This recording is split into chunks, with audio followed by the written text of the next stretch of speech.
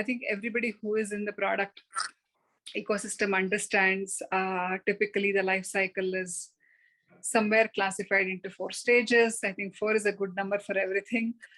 So it's inception and a startup stage, then a growth stage, maturity stage, and sunset or decline stage.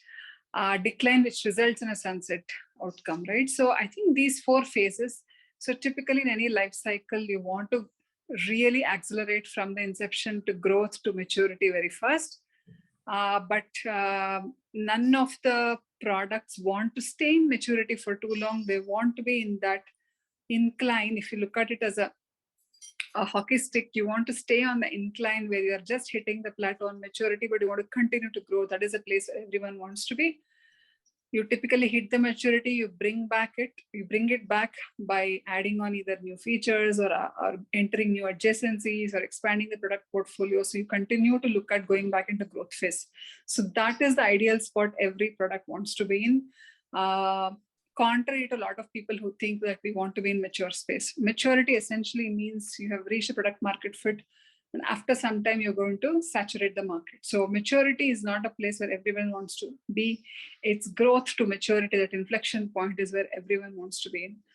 And I think decline is a very, very important phase, because decline does not mean the product is no longer good. Decline can be from various factors. It could be that the market has evolved. For example, during the whole pandemic phase, several products started losing their relevance because the market conditions completely changed. You could have events like that. Second could be that you would have, as an organization, expanded your product portfolio, that the fit that you are in terms of PMF could really mean that you're in a sunset mode. You have to. Decline can mean many things. It's also a very positive thing. And I'll give you an example about decline when we speak about that phase. And some of the most successful product owners and product leaders in the world have used the decline phase very effectively. So with that opening note, I'm very excited to kick off the series. Today, we have kept it as a very informal AMA or Ask Me Anything kind of a conversation.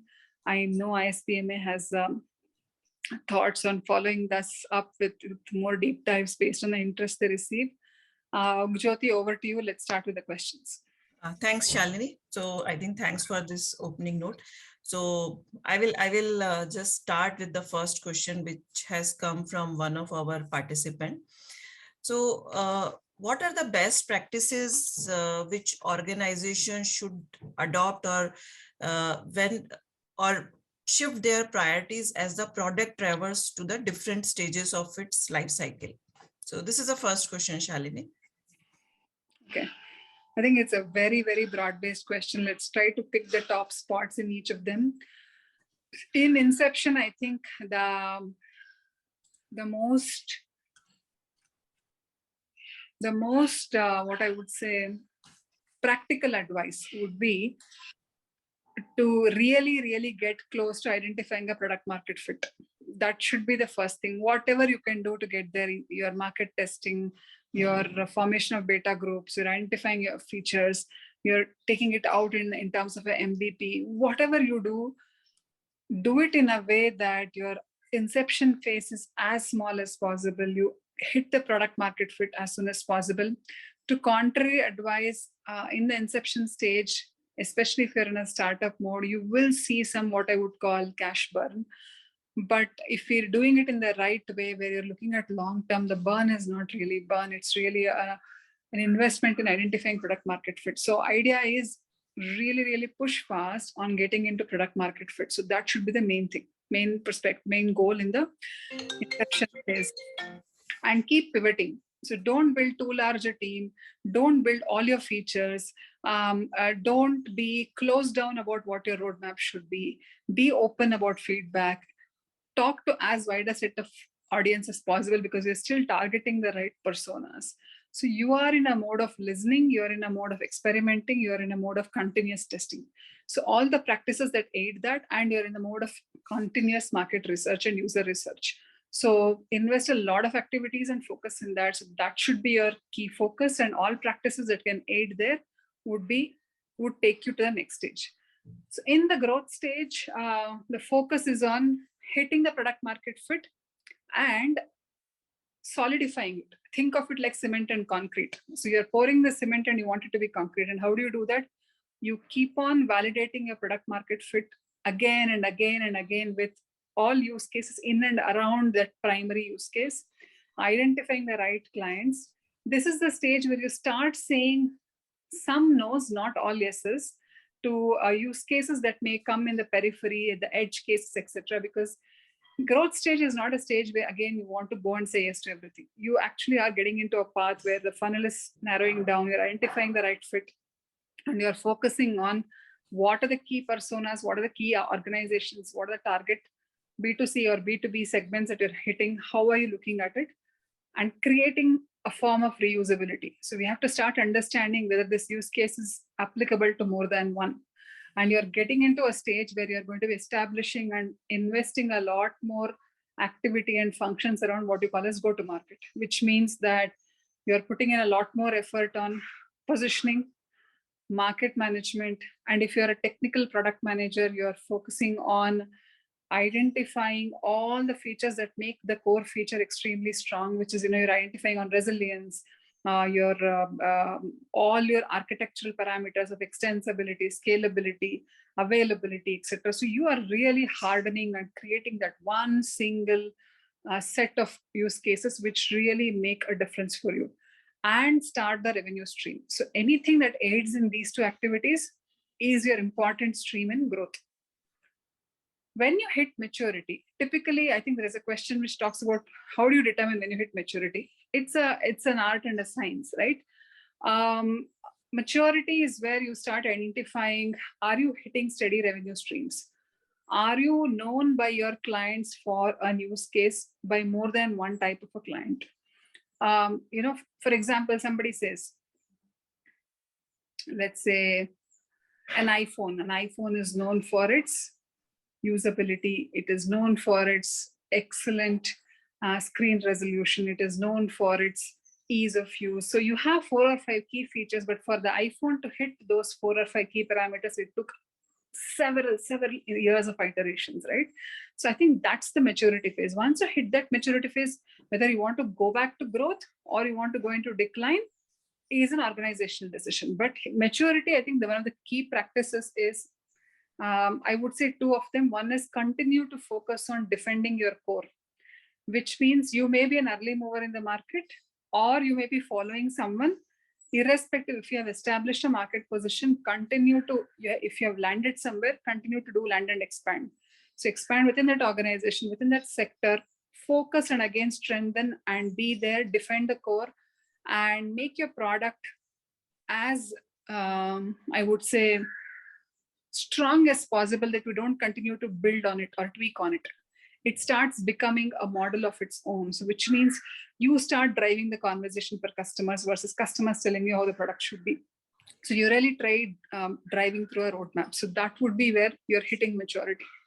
And coming to sunset, I think best practices, first of all, identifying is the product running into sunset mode and actively working on it. So this is where I would like to give an example of Steve Jobs. I guess everybody loves Steve.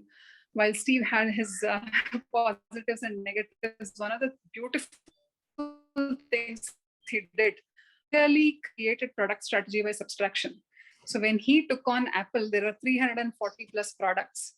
And at the peak of Apple, when Steve was running the organization, he had brought it down to, I think it was 350, he brought it down to 10. So he removed 340 products. He sunset them and focused with almost relentlessness and ruthless prioritization on those 10 products and made them the best category leaders. So that is what decline can make you happen. So during decline, I think best practice one is identifying. Second, taking out emotion and passion out of the product and really getting objectively as to what do you want to do with decline. Do you want to sunset? Do you want to bring it back to maturity, or do you want to repivot the entire thing? So these kind of active discussions, working with stakeholders, managing their teams. Okay, great, Shalini. Thanks. So I will request audience, if you have any question, please raise your hand, and then I will call out the name and you can unmute and ask question. So thanks, Shalini. The next question, because I know these days, we are talking about a lot of AI first products. So a couple of questions on that. So how do we build for AI first products? What are the basic hygiene factors that need to be taken care into the AI first products? Can I change the direction of this question? Sure. So I Shalini. want to ask the audience, can you tell me what are the few things that if we have to build an AI first product, what are the few first primary things that we need to do? Some answers on chat is good, or people who want to talk up, that's okay. I want to hear, at least I want to know if people are listening to this.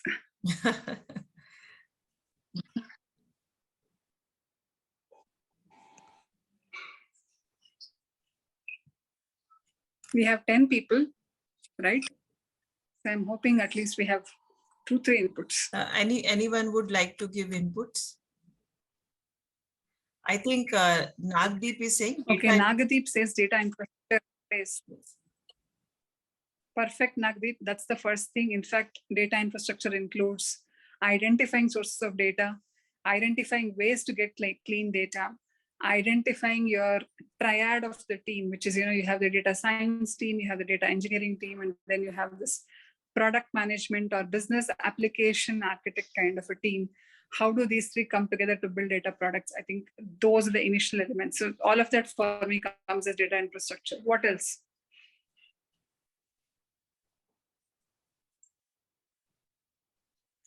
Thanks, Nagdeep, for breaking the ice. I'm hoping people follow.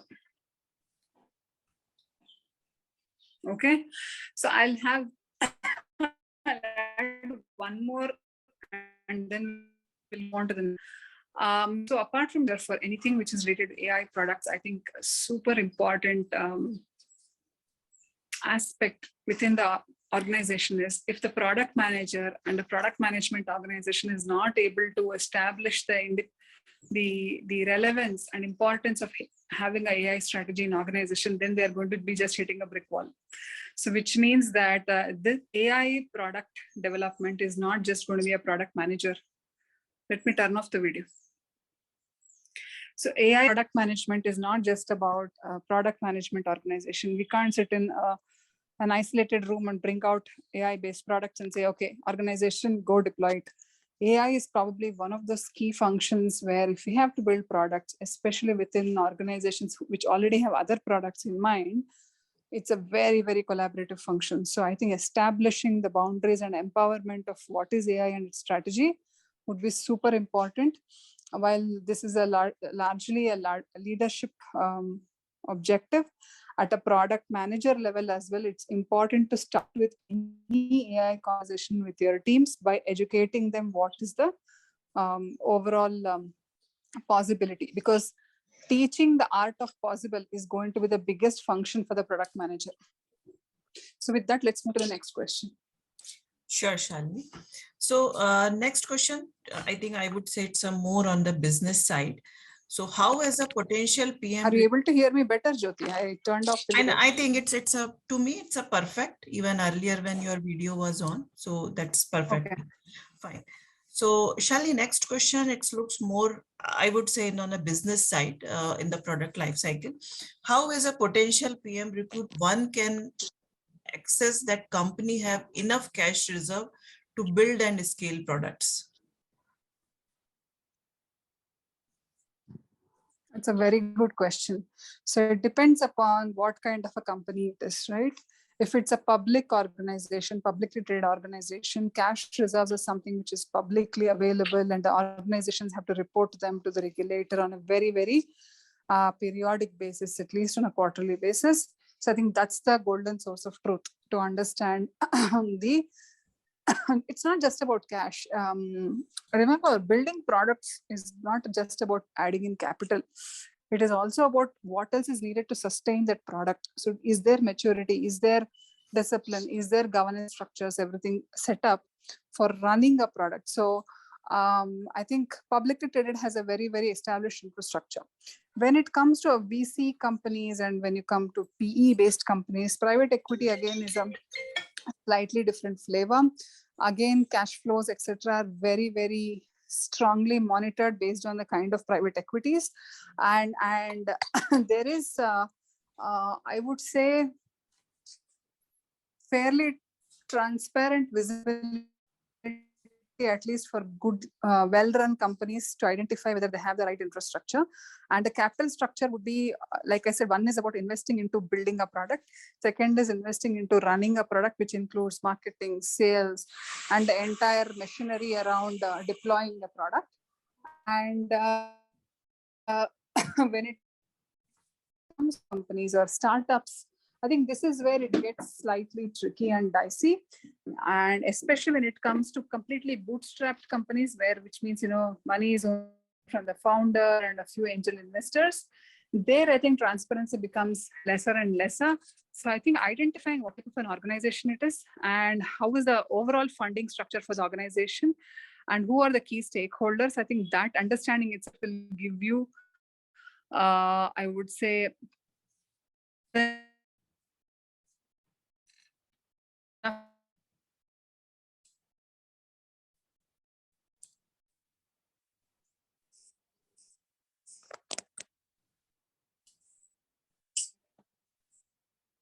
Jyoti, over to you.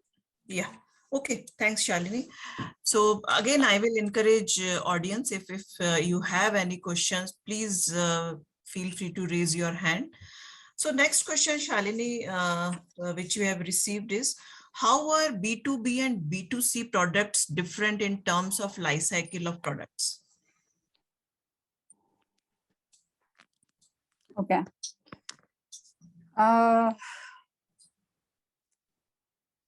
Okay. Let me know if my voice still has a problem. No, it is fine. Is there on and off? Yeah. Okay. Yeah. So B2B and B2C, there is certainly difference, right? So I'm assuming this question is from a product manager standpoint, in the sense, if I'm a product manager in B2B organization versus a B2C organization, what do I do differently? I'm interpreting the question that way, right? Yeah. If that is the case, I've continued to say this in multiple forums. Product management is a fairly transferable and horizontal skill. So which means under product manage, for somebody to be a good product manager, there are probably 4 buckets of skills and competencies we need. One is, I would say, the whole domain and business skill, which means this becomes where, let's say I'm working for a long time in retail. If I switch over to retail B2C versus if I switch to let's say a pharma B2C, so there will still be B2C elements that I can transfer, but there will be that industry specific knowledge that I will have to work on. So that's one area of skill, which is the only thing which I would say not transferable, but needs for that industry. Second set of skill is, especially if you're building software products, understanding of technology, and not in-depth knowledge of technology, that will be a bonus, but at least understanding of technology, again, a transferable skill. If I understand how technology can be used, how cloud can be used, how data can be used in a certain sector, certain industry, that is transferable irrespective of it's B2B or B2C, right? Third is, I would say, your overall product skills, which means the underlying product itself. If let's say I'm very familiar with working in iPhone versus in the sense iOS, while I have to shift to an industry which has a lot more Android. So this is a combination of technology. And so if we have to understand, and this is something again which is semi-transferable. So whether it's B2B or B2C, understanding of the product becomes super important. Now, the last one, where it is the core product management skills, which includes how do I create a point of view based on different data sets that I get? How do I make decisioning and prioritization make a difference? How do I create user research function? How do I use the user research data? How do I build in UX into my product? How do I work with the engineering teams? All these are transferable skills and will work absolutely the same between B2B and B2C. The one key thing which really, really stands out between B2B and B2C as a product manager is the understanding of user personas and the frequency with which you can bring in features while you can drop features out. How do you build user focus groups? Because in B2C, you're talking of retail, so individual users, versus in B2B, you're really talking about large organizations. If you're a SaaS organization, how do you build revenue and pricing models? So those become different between B2B and B2C. Does that make sense? Yes, fine. Thanks, Shalini. So I will move to the next question. Maybe I will club both the questions which are interrelated. The question on typically on market analysis, and then so the first question is, what are the best ways to do a market analysis on the ideas before product is developed? And the related question is, what is a good indication of achieving product market fit? Do a market analysis on the ideas before product is developed. Okay. There are some general practices, but best becomes very relative. Okay. Like I said, B2B versus B2C validation techniques will be different purely because the user groups are different, right? And how you would do market testing when it is a highly regulated function like a banking, finance, or health, versus a very user driven industry like a retail or e-commerce, again will be different. So please be conscious of the industry that you're in, the regulatory environment within your industry, and your product's reputation. Are you a startup? Are you known in the market, or are you still trying to scale up? Are you you may be known in one market, but maybe you may be trying to establish in a different market. So have a conscious understanding of all of this before identifying the techniques. But largely guidelines remain the same. People who are familiar with design thinking, and if you're not, do read up, there's enough literature, I think gives a very, very good outline of different tools and techniques that you can use. Essentially, for the initial phase, it's so important to establish the problem space, which means, are you in the right problem? Are you solving the right problem? If you're solving the right problem, are you putting the right resources there to do it? So I think those are the questions which you have to validate rather than the feature set. Because once you validate that, once you know you're hitting the right problems and pain points, then naturally for testing out and validation of your features, you have traditional practices like focus groups, A/B testing, market validation, user research, right? Building MVPs and rolling out. And if you're in a freemium kind of a model, put it out for deployment, I understand feedback, and keep reiterating. So I think all these are established techniques. But what I mentioned at the beginning of my answer, I think really sets the tone of where you want to focus on validation. Exactly. Okay. Yeah. So I would recommend the audience, please unmute, and or you can feel free to put it in the chat. And certainly, Shalini, I also have one question. So maybe once the questions are there from audience, I would also like to ask one question. Please. Sure. Can I ask the question as an audience? Yes, please. Okay. Yeah. Shalini, first of all, thank you so much for joining this. It's really a great thing for us to learn from you. So when you were talking about product manager fundamentals, and I'm fairly new to this line. So can you tell me, like, how can one be very strong in fundamentals? And I can understand that you said when you change the domain, I think the curiosity will help the person, right, to gain as much as knowledge to be successful in that domain. But the fundamentals which are transferable, can you tell me, like, how can one be good with them, and like what are the resources he should be looking for, or what helped you in your journey? Mayank, when I began product management a long time ago, product management was not even known to be a different discipline. Okay. So I think, yeah. But what I see today, like I also run what we call as product skills charter as part of my NASCOM role. One of the key things that we try to solve for is that, creating a resource inventory of all the core product skills. You can't teach everything by, courses. But Right. Core product skills, like if I want to write a user story, how does it look like? If I want to create a roadmap, how does it look like? Those kind of things with some experiential case studies is something that has been put together as part of a resource factory within NASSCOM product skills website.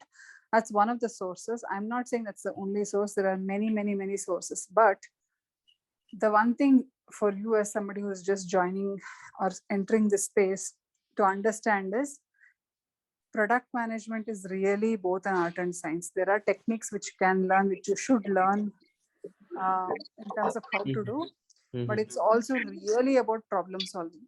So more and more you hone your skills and problem solving, whether you are a technical person, whether you are a UX person, whether you are a customer service person or a student. If you're a good problem solver, you will find your niche and you work upon your strength. So that's the fundamental advice I give to everyone. But for the actual techniques and tools, etc., and processes and templates, there is a lot of resources that is available today compared to when I began.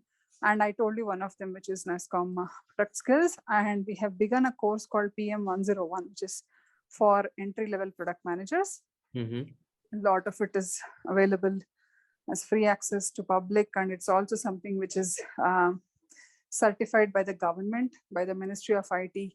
So it's on a portal called Future Skills Prime. So you could use that. Along with that, there is a lot. The one thing I would suggest is, as you go into these sources, use credible sources. If you go to a YouTube, if you go to LinkedIn, if you go to Slack, you will find hundreds of people claiming to be product gurus and teaching. So yeah, that is where I have to be very and worried about, because it's not the lack today. It's about availability of too many and identifying what is a credible source. Correct. Right. Okay. Yeah. Thank you so much. By the way, Shalini or Jyoti, if you have the link which Shalini shares, like, can you put Sure, up? Sure. We'll check. Yeah. I think next hand is raised from Sai Vinod. So yeah, Sai Vinod, you can ask your question. Hi, thank you for the opportunity. So I have a couple of questions. I would like to understand one thing related to pricing strategy. As a product manager or as a budding product manager, what should be our strategy, or what we need to understand from the pricing perspective if we are building any SaaS kind of software application? So that is one question. And the second question is related to, like, if it is B2C customers, I see there, like, for example, Facebook is using colleges like that, right? Like atomic networks kind of thing. But if you want to build a product which is related to B2B, then how can we test our product, and what should be our strategy? So Sai, may I ask you, are you asking this from as a startup founder, kind of a budding product manager, or are you part of an organization where there's a product which is being developed? What is the perspective here? Because those two are very different. If you're a startup founder, you'll have to think of everything under the sun, okay? Because you're growing a business, not just a product. But if you're a budding product manager within an organization, then there are much narrower list of things that you need to focus on. So what is the perspective here? The perspective is the first one, Shalini. Like, if it is a startup founder, then what will be the strategy if we are building the product itself? Okay. If you are beginning this product, so I'm still confused about what you said, but I'm going to assume that you want to start a SaaS product. Is that what you want to say? Correct. Like, for example, if I want to build an application, which is a SaaS application for B2B companies. So, okay. I think that's fine. So I will begin with assuming that this is part of a larger organization, and I'm not going to get into the how do you run your business. Okay, I'll only focus on the product bit of it. So let's say it's a SaaS application that you want to build, and your question was, how do I market test it, especially when it comes to B2B, correct? Yes, and related to pricing also, like, what kind of pricing strategies we need to follow? It's important. Pricing is a subject by itself, Sai, but I'll try to give you a very, very high level view. Like I said, this website also has some modules on pricing. Have a look at it. But pricing is I tell you, there are people who just have a job of pricing specialists. Okay, so it's a very, very niche subject. But typically in B2B SaaS, when you're looking to price products, you're not just looking at pricing features, you are actually looking at pricing solutions, number one. Number two, because you're bundling software as a service, your cost, it cannot be a cost plus model, because the idea is you are continuously optimizing cost by using cloud infrastructure, and you're using reusability, right? The whole idea of software as a service is you build once and reuse multiple times, and you build once and reuse multiple times for multiple clients, which means it has to be 1:many. So the pricing will be typically by not based on cost, but driving value in SaaS world in the initial stages is hard. So you'll have to even before pricing, you have to think of how do you determine the value of the product. So the value of the product can be determined by, like I said, some of the models that are coming up is a freemium kind of a model, which means, okay, deploy it or install it for first 30 days, use it. If it works out, then this cost becomes part of your larger proposal. If it is not, you only pay a little bit or free. So these things are used, and this becomes an investment. The second way of pricing is identifying the usage of the product, which means in an organization, which department, let's say you are deploying an expense management product. Okay, it's a SaaS product. Expense management may be used by a finance function in an organization. Then you have to know what is the CFO organization or finance organization really going to be getting outcomes based on this, and that should start determining your value and your pricing. So pricing could be, in simple terms, you first of all identify unit of measure. It could be number of users, number of data points, number of downloads, number of you could go with, in the initial days, a time box or a fixed box kind of pricing, which is a monthly, yearly, annual subscription based. But it all depends upon the sector you're going into and the function that you're attacking. Okay, so like I said, pricing is a subject by itself, but the important thing you have to identify in B2B is to establish the value.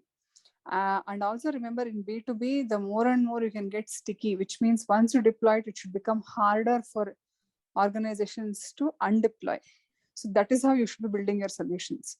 Then you are getting into longer term contracts, not a install uninstall kind of a model. Ideally, in a SaaS, you want to get into a model which is a 3-year, 5-year, 7-year contracts. So which means you start getting into recurring revenue mode. Okay, and more you push for recurring revenue, less on licensed revenue, you are getting into a much more sturdier business model. So does it make sense, Sai? Yes. Thank you so much. Thank you. Yeah, thanks, Shalini. So we have a few more questions on chat. So Shalini, shall I go ahead with that if time permits? Sure. Maybe last 1 or 2 questions. Sure. So I will read first question from Prabir, and then another question is from Harvinder. So how to develop a probabilistic approach to managing uncertainty?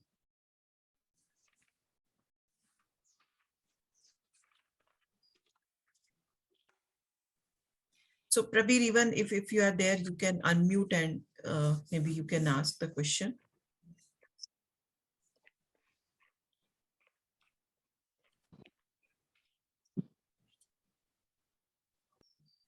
Okay, so probabilistic approach to manage uncertainty sounds very philosophical, to be honest. So, okay, one thing we all need to understand, product management world is nothing but world of uncertainty. Okay, our job is to create certainty in uncertainty. I always use this analogy. It's like doing a running race in fog. Okay, you can only see 10 meters ahead because the fog is thick, but we as product managers will be in the front. We keep clearing every 10 meters, which is every sprint, every PI, and our team follows us. That is how the product management world works. Okay. Now, right. Coming back to creating a probabilistic model, it truly depends upon product, industry, sector that you are in, and whom you are selling to. So there is enough data-based models today available that you can use. But remember, whoever is a student of statistics and probability, you will know that the first thing you need to do is identify your variables. So your variables again come back to some basics, which are user behavior, which drives usage, and how much money are they willing to put on the table. A user might say, I love this product, but he may never put money there. We have done this, right? We install apps. As soon as they say that 30 days is free, we use it. 31st day, if they say, you have to start paying money, we uninstall it.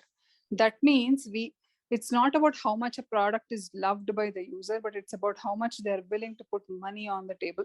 Okay. Ultimately, that's where it comes down to.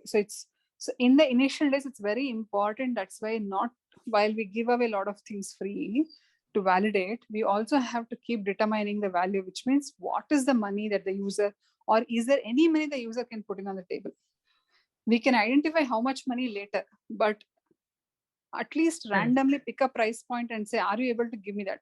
Once you know that, okay, there is somebody who wants to actually relieve out of their pocket and put money, then your use case has hit some level of market fit. So it's a very crude and rudimentary approach, but always start with that. Don't just go by the fancy theories of product being super loved and delighted. All that will come later. First is, are people willing to put money? So that starts determining your uncertainty. So identify your variables before you create the model. So that is my first answer. That's a very interesting insight, Shalini. So this will be the last question, which is from Harvinder. He is asking, what would be your advice on how to work with executive leadership at mid-sized to large companies? I think it's again very, very, I would say, tricky question. But yeah, Shalini, your views. Okay.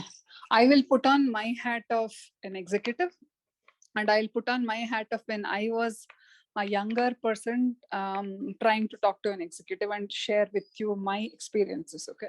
I don't know if it's answers, but I can share experiences. Yes.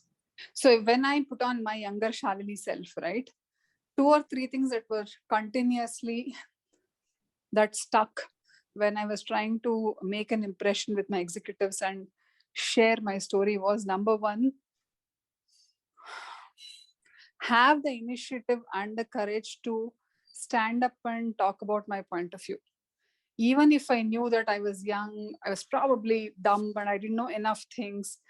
But, having a point of view and saying, why not this or why this, in the right way, not in a brash, unnecessarily aggressive way, but in a way that that pushes for a decision or a conclusion and not getting bogged down by a no. So for me, I think those 2 things really help, because the executive started understanding that I am genuinely interested not only in the organization, in the product, but also as a growth of my own individual self and stability. And I am here to learn. I'm not here just to make a statement. So that was very important, because executives, remember, the time is very, very, very valuable. We're not saying that executives are your celebrities, but honestly, they have the way they work is they'll have to work in an inch deep and mile wide kind of a function. What it means is they have to have their hands and fingers in every aspect of their operation, but do not have enough bandwidth to go in deep in every single thing, but still have to make decisions which affect the organization, affect the business, right? So Right. time is extremely precious. More and more you do, that helps the executive either make a decision or create an impression by giving the right data points. And at the right time, you're going to create a better impression, irrespective of the idea.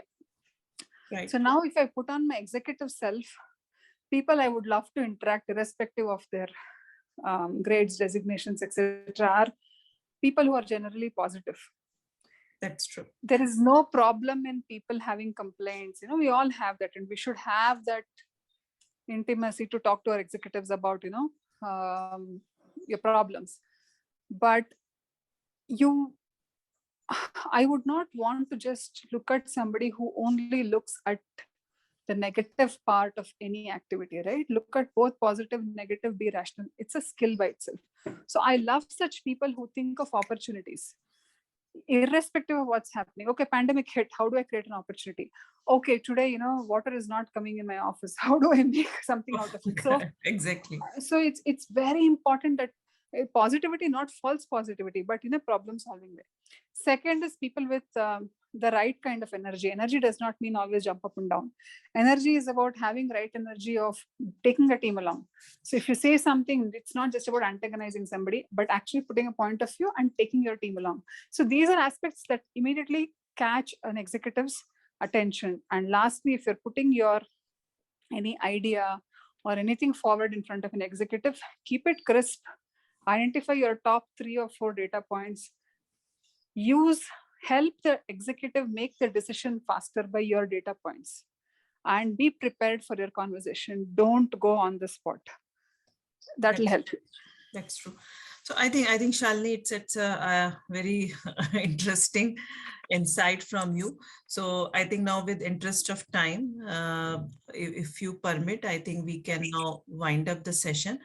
Please. So I know still a lot of questions, but more or less, I think Shalini, even the other questions you have answered. So it was a very good, and it's a very beautifully, you have covered all the technical aspects in the different life stages of our product life cycle, business aspects, career aspects, and even some of the behavioral aspect, which was your last answer was there. So I'm pretty sure all of the audience must have enjoyed this session, and certainly I have enjoyed, and it was a great insight for me. And my question will become, if Shalini opportunity, I will ask her. And thanks to all. And Shalini, once again, thanks a lot for your time, and even audience for your interactive session and questions.